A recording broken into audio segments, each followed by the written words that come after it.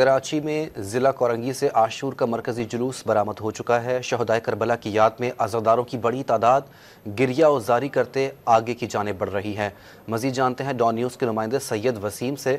वसीम, बताइए इस वक्त जुलूस कहाँ तक पहुँचा और इसका इख्तिताम कहाँ पर होगा?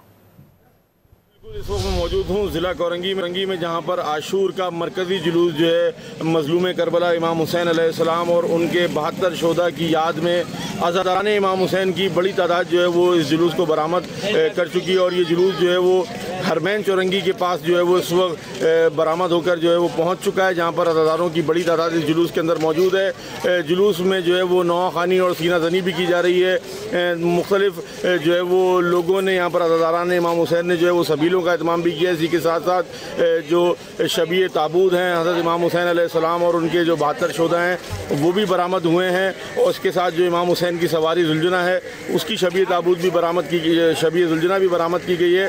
और जो इस वक्त जुलूस है वो अपने मुकर्रर रास्तों से होता हुआ मलीर 15 पर मोहम्मदी डेरा की इमाम बारगाह पहुँचेगा, जिसके बाद आगे की जानिब जो है वो मनाजिल तय करेगा। जी।